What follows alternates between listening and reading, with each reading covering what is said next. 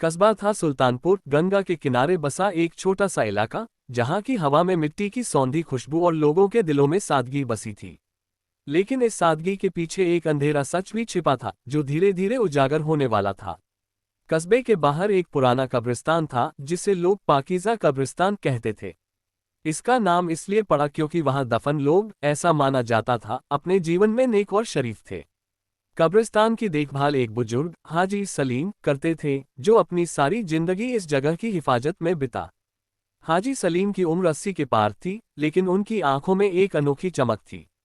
वो हर सुबह कब्रिस्तान की सफाई करते, पुरानी कब्रों पर फूल चढ़ाते और रात को दिया जलाकर हर आत्मा के लिए दुआ मांगते। लोग कहते थे कि हाजी साहब की दुआओं में जादू है, जो मरने वालों को सुकून देता है। लेकिन सुल्तानपुर में बदलाव की आंधी चल रही थी। शहर का एक बड़ा बिल्डर, रमेश खन्ना, कब्रिस्तान की जमीन पर मॉल बनाने का सपना देख रहा था। उसने कस्बे के कई प्रभावशाली लोगों को अपने पक्ष में कर लिया था। सौदे की शुरुआत। एक दिन रमेश खन्ना अपने चमचमाते सूट और बड़ी गाड़ी के साथ हाजी सलीम से मिलने कब्रिस्तान पहुंचा।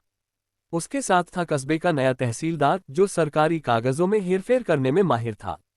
रमेश ने हाजी सलीम को एक मोटी रकम का प्रस्ताव दिया। हाजी साहब, इस बंजर जमीन का क्या फायदा? इसे हमें दे दीजिए, हम यहाँ एक मॉल बनाएंगे। रोजगार बढ़ेगा, कस्बा तरक्की करेगा। आपको भी इतना पैसा मिलेगा कि आप हज कर सकते हैं।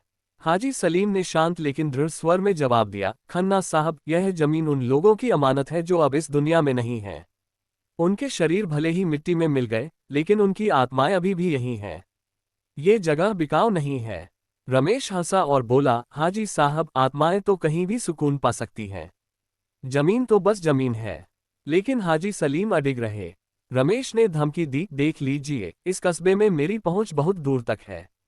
अगर आप नहीं माने तो यह जमीन हम फिर भी ले लेंगे।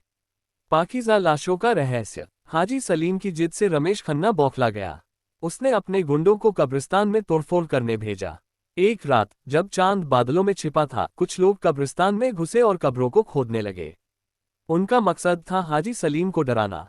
लेकिन जैसे ही उन्होंने एक पुरानी कब्र खोदी, उनके हाथों में मिट्टी के साथ कुछ और आया, एक चमकता हुआ ताबीज।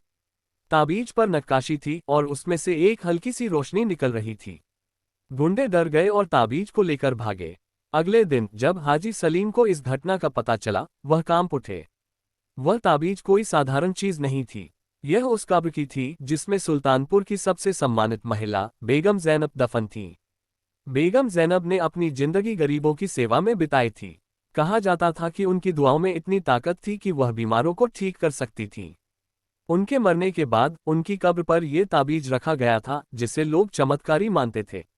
लाशों की आवाज। उस रात जब ताबीज चोरी हुआ, कस्बे में अजीब अजीब घटनाएं शुरू हो गईं। रमेश खन्ना को रात में सपने आने लगे, जिसमें बेगम ज़ैनब की आत्मा उसे चेतावनी दे रही थी, हमारी अमानत लौटा दो, वरना तुम्हारी आत्मा को कभी सुकून नहीं मिलेगा। एक रहस्यमय आवाज गूंजती थी। रमेश ने इसे महज वहम समझा, लेकिन उसका बेटा, जो शहर में पढ़ने गया था, अचानक बीमार पड़ गया। डॉक्टरों को समझ नहीं आया कि उसे क्या हुआ।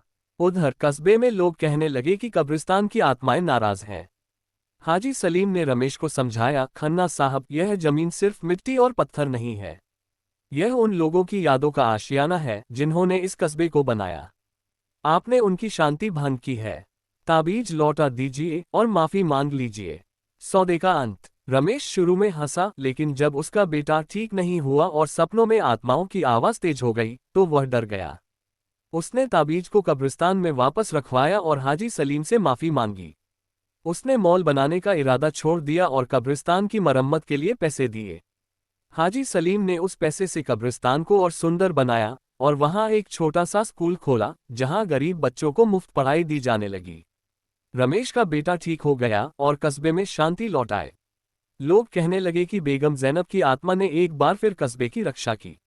हाजी सलीम ने अपनी आखिरी सांस तक कब्रिस्तान की देखभाल की और उनकी मृत्यु के बाद कस्बे के लोग उनके सम्मान में एक नई कब्र बनाकर उस पर फूल चढ़ाने लगे।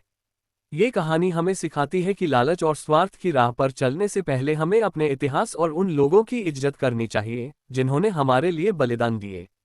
कब्रिस्तान सिर्फ मृतकों की जगह नहीं, बल्कि जीवित लोगों के लिए एक सबक है कि शुद्धता और नेकी ही असली धन है।